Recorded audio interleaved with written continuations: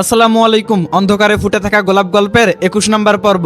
আর এই পার্টিতে তোমরা হেডফোন ব্যবহার করতে ভুলে যেও না। তো বেশি কথা না বলে গল্প শুরু করি। আর সাগর মরে গিয়ে বেশ ভালোই হয়েছে। ওই শালা সব জানতো, এখন সব খেলা খতম আর আমি জিতে গেছি। আমি তানিয়ার থেকে হাত ছাড়িয়ে দিয়ে বললাম, জানো তানিয়া, কাউকে ঠকিয়ে সুখী হওয়া যায় না, যতই চেষ্টা করো না কেন তুমি। এখন হয়তো তুমি সুখে থাকবে, কিন্তু 2 দিন পর যখন তোমার কাছে টাকা থাকবে না। তানিয়া এখন বিছানা থেকে উঠে শরীর থেকে চাদর ফেলে দিয়ে বলল, এখানে কি এনজয় করতে এসেছো নাকি এখানে এসে এইসব কথা বলে মন খারাপ করতে চাও আমার? আমি বললাম, সরি তানিয়া, আমি তোমার মন খারাপ করতে চাই না, তবে এখন যদি তুমি সাগরকে সামনে দেখতে পাও তাহলে তুমি কি করবে? তানিয়া আমার কথা শুনে হাসতে হাসতে বলল, সাগর আবার আমার সামনে আসবে? তুমি বলবে আর আমি বিশ্বাস করে নিব যে মারা গেছে সে কিভাবে ফিরে আসবে? আমি বললাম, যদিও ফিরে আসে তবে কি করবে তুমি? তখন তো তোমার বাঁচার মতো কোনো রাস্তা থাকবে না। তানিয়া বলল, কি আর করবো, মেরে ফেলবো। আমি বললাম, ও তাই নাকি? টাকার নেশায় তো তুমি অন্ধ হয়ে গিয়েছো দেখেছি। তানিয়া আর কোনো কথা বলল না, গা থেকে সমস্ত কাপড় খুলে ফেললো। আর হঠাৎ করেই তানিয়া আমার উপর ঝাঁপিয়ে পড়লো। আমি ওর শরীরের ওজন সহ্য করতে না পেরে ওকে নিয়ে বিছানার উপর হুমড়ে খেয়ে পড়ে গেলাম। তানিয়া আমাকে কাছে টানতেছে। আমি খুব চেষ্টা করতেছি নিজেকে ছাড়াতে, কিন্তু পারতেছি না। আমার মনে হলো এখনই সময়। এখন যদি তানিয়ার কাছ থেকে ছাড়া না পাই তাহলে মনে হয় আমি জীবনেও এই বিপদ থেকে উদ্ধার হতে পারবো না। এক ঠেলায় তানিয়াকে সারিয়ে দিয়ে দাঁড়িয়ে পড়লাম। তানিয়া শুয়ে থাকা অবস্থায় আমার দিকে তাকিয়ে আছে।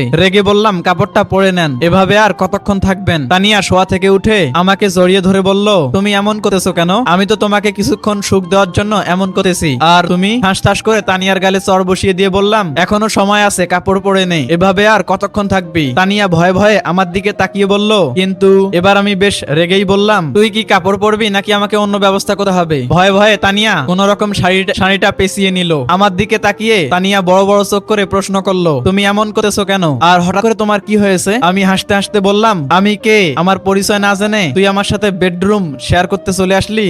একটুও কি তোর ভিতরে লজ্জা শরম নাই? টাকাই কি তোর কাছে সবকিছু? তানিয়া এবার ভয়ে ভয়ে দরজার কাছে যেতে চাচ্ছে। আমি সরাসরি বললাম, এখান থেকে যদি এক পাও বের হোস তাহলে এখান থেকে আর তুই জীবন্ত ফিরতে পারবি না। যদিও যাস তবে সেটা তোর লাশ। তাই বলতেছি, এখানে চুপচাপ দাঁড়িয়ে আমার কথা শুন। আর যদি মনে করিস আমি মিথ্যা কথা বলতেছি তাহলে একবার বাহিরে যা, দেখ বেঁচে ফিরতে পারিস কিনা। তানিয়া এবার ভয়ে ভয়ে কাঁদতে কাঁদতে আমার সামনে এসে বলল, সত্যি করে বলো তো তুমি কে? আমি হাসতে হাসতে বললাম, আমি কে তা অবশ্য বলবো, তবে এখন আমাদের মাঝে যেসব কথা হয়েছে তা সব ভিডিও হয়ে গেছে। খুব তো চালাক ছিলি। এখন এবার তানিয়া আমার দিকে অসহায় দৃষ্টিতে তাকিয়ে বলল, আমার ক্ষতি করে তোমার কি কোনো লাভ আছে? একবার চিন্তা করে দেখো, আমি তোমাকে সুখ দেওয়ার জন্য শরীর বিলিয়ে দিতে চাচ্ছিলাম, আর তুমি আমার সাথে এমন ব্যবহার করেছো। আমি এখন দাঁড়ানো থেকে বসে বিছানায় বসে তানিয়াকে বললাম, আয় এখানে বস। তানিয়া ভয়ে ভয়ে আমার পাশে এসে বসলো। এখন আমাদের মাঝে নীরবতা চলতেছে। আমিও কোনো কথা বলতেছি না, তানিয়াও কোনো কথা বলতেছে না, চুপচাপ বসে আছে। নীরবতা ভেঙে আমি বললাম, সাগরের কথা মনে পড়ে এখনো তোমার তানিয়া? তানিয়া আমার দিকে তাকিয়ে বলল, যে মারা গেছে তাকে মনে করিয়ে কি লাভ? আমি হেসে দিয়ে বললাম,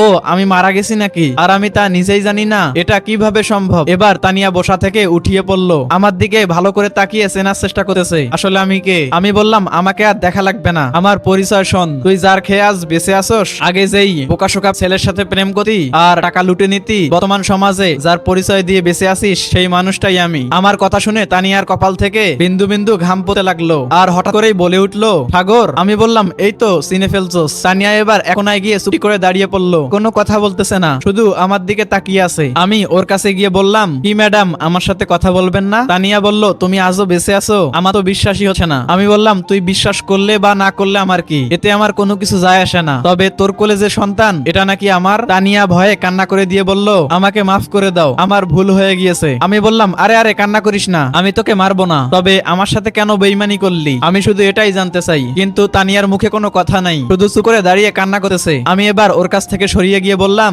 এখন আমার কাছে সব প্রমাণ আছে এই বাচ্চা আমার কিনা, তাই আমি ভালোভাবে বলতেছি, আমাদের বাসা থেকে দূরে কোথাও চলে যা আর তোর বয়ফ্রেন্ডকে বিয়ে করে সুখে শান্তিতে সংসার কর। তানিয়া বলল, আমি অনেক বড় ভুল করে ফেলছি, তোমার সাথে এটা আমার করা উচিত হয়নি। আমি বললাম, বাবা, ভূতের মুখে রাম রাম, কুকুরের লেজে পা দিয়ে রাখলে কখনোই কুকুরের লেজ সোজা হবে না, আজীবন না। আর তুই যদি আজীবন বলিস আমি ভালো হয়ে গিয়েছি, সেটা আমি কখনোই বিশ্বাস করব না। তানিয়া বলল, আমি তোমাকে খুব কষ্ট দিয়ে ফেলছি না? আচ্ছা সাগর, তোমাকে একটা কথা বলি, তুমিও তো আমাকে ভালোবাসতে না, তুমি তো রিয়াকে ভালোবাসে, এখানে বা আমি কি অপরাধ করেছি? আমার অপরাধ তো শুধু এতটুকু যে আমি আমার সন্তানকে তোমার পরিচয় দিয়েছি, এজন্য আমাকে মাফ করে দাও। সত্যি আমি টাকার নেশায় অন্ধ হয়ে গিয়েছি। আমি বললাম, এইসব বলে আমার আর রাগ বাড়াবি না, তবে তোর একটা সারপ্রাইজ দেওয়ার কথা আছে। হাতে ইশারা করে বললাম, কোথায় তোমরা? একটু পরে দরজায় টোকার আওয়াজ শুনলাম। দরজা খুলতে খুলতে বললাম, তোমার সারপ্রাইজ চলে এসেছে। দুইটা ছেলে রুমে ঢুকতেই তানিয়ার দিকে তাকিয়ে বললাম, তোর না শারীরিক সম্পর্ক করার খুব শখ, আজকে এদের দুজনকে তোর কাছে রেখে রেখে গেলাম, মজা করবি আর কান্না করবি, আর এখান থেকে সরাসরি গিয়ে আমাদের বাসা থেকে কোথাও দূরে চলে যাবি, একেবারে আমার দুই চোখের সামনে থেকে। যদি কোনোদিন আমার সামনে পড়িস না, কি করব তখন আমি নিজেও জানি না। এই বলে যেই আমি রুম থেকে বের হব, তখনই তানিয়া আমার পায়ের কাছে পড়ে বলল, আমাকে এখানে একা রেখে চলে যেও না। বলছি তো আমি জীবনেও আর কোনো ভুল করব না, আমার উচিত শিক্ষা হয়ে গিয়েছে। আসলেই কাউকে ঠকিয়ে কেউ ভালো থাকতে পারে না, প্লিজ আমাকে মাফ করে দাও, তোমার পায়ে ধরে বলতেছি। আর কিভাবে তোমার কাছে মাফ চাইবো বলো? একজন হোটেল বয় বলল, থাক স্যার, ওকে মাফ করে দেন, ভুল তো মানুষই করে। আমি একটু ওর দিকে তাকাতেই মায়া হলো। কি আর করব, যতই হোক ও আমার আগের গার্লফ্রেন্ড ছিল। আমি ওকে তুলে হোটেল বয়দের উদ্দেশ্য করে বললাম, তোমাদের এখানে ভালো কোনো মেয়ে পাওয়া যাবে? একটা ছেলে মাথা চুলকাতে চুলকাতে বলল, হঠাৎ এই কথা কেন স্যার? আমি বললাম, আমি যেটা বলেছি তাই বলো। হোটেল বয় বলল, আছে স্যার, আপনি বললে এখনই চলে আসবে। আমি বললাম, তোমাদের যে দুইটা মেয়ে পছন্দ হয় নিয়ে এসে তোমরা এখানে এনজয় করো, আধা ঘন্টার জন্য আমি সব বাইরে সামলিয়ে নিব, আর এসে আমাদেরকে ভিডিওটা দিয়ে দিবে, আমার কাজে লাগবে। দুজনেই আমাকে জড়িয়ে ধরে বলল, অনেক অনেক ধন্যবাদ স্যার আপনাকে। আমি তানিয়াকে নিয়ে বাইরে আসতেই তানিয়া বলে উঠলো, ধন্যবাদ তোমাকে। আমি বললাম, থাক, আর ধন্যবাদ দিতে হবে না, আমি না থাকলে তো আমাদের সবকিছু তুমি দখল করে নিতে। তানিয়া মাথা নিচু করে বলল, এজন্য আমি অনেক অনেক সরি, আমি এখন বুঝতে পারছি আমি কত বড় ভুল করতে চলেছি। আচ্ছা, ভিডিওটা ডিলিট করে দাও। আমি ভিতরে গিয়ে বসে বললাম, এত সহজে ডিলিট করব না, বলা তো যায় না, তুমি আবার নতুন করে কি করে বসো? তানিয়া বলল,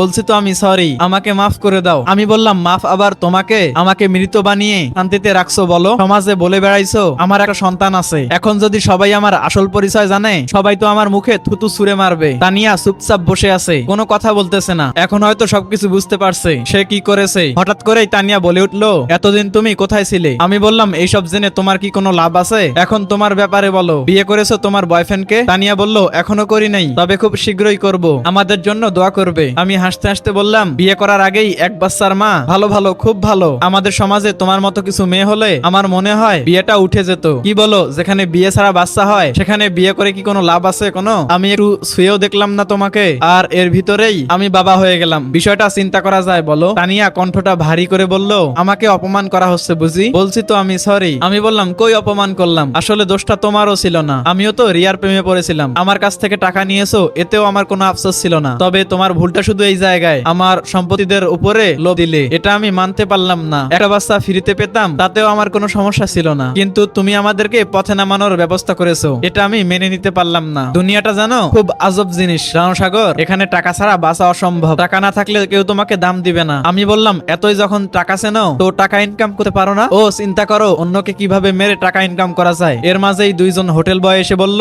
স্যার আপনাকে অনেক অনেক ধন্যবাদ, আজকে যে এনজয় করেছি, আপনাকে ধন্যবাদ দেওয়ার মতো কোনো ভাষা খুঁজে পাচ্ছি না। আমি চেয়ার থেকে উঠে বললাম, আমাকে এত ধন্যবাদ দিতে হবে না, তার আগে আমাকে ভিডিওটা দিয়ে দাও, আমি চলে যাই। এর মাঝেই তানিয়া বলে উঠলো, ভিডিওটা কি তোমার খুব দরকার? বলছি তো আমার ভুল হয়ে গিয়েছে, আমাকে মাফ করে দাও। আমি বললাম, রাস্তার কুকুরকে বিশ্বাস করা যায় কিন্তু তোমাকে না। তানিয়া চোখ লাল করে বলল, নিজের কবর নিজেই খোঁড়া শুরু করলি দেখেছি। বলছি তো সাগর আমার সামনে আসলে মেরে ফেলবো। তানিয়া হাতে ইশারা করে বলল, এই তোরা দাঁড়িয়ে আছোস কেন, যা করার এখনই কর। তানিয়া বলতেই একজন হোটেল বয় এসে আমার কপালে বন্দুক ঠেকিয়ে বলল, আমাদের সাথে চল, নইলে কি হবে তো জানিসই। এবার আমি বোকা হয়ে গেলাম, যাদের জন্য এত কিছু করলাম আর তারাই আমাকে মারতে চাচ্ছে। তানিয়া আমার হাত টান দিয়ে বলল, কিরে অবাক হয়ে গেলি নাকি? আমি হোটেল বয়দের উদ্দেশ্য করে বললাম, আমি তোমাদের জন্য এত কিছু করলাম আর তোমরাই আমাকে মারতে চাও। ছেলেটা আমাকে ঠেলতে ঠেলতে নিয়ে যেতে যেতে বলল, আমরা টাকা দিয়ে কি করব, আমাদের যেই টাকা আছে এতেই হয়ে যায়, আমরা তো দেহর পাগল। আহা, নতুন মেয়ে, চিন্তা করা যায়। আমি ওদের বলছি, তোমরা যা চাইবে আমি তাই দিব, বিনিময়ে তোমাকে মারতে হবে। ওরাও রাজি, আমিও রাজি। পিছন পিছন আসতে আসতে তানিয়া এই কথাটা বলল।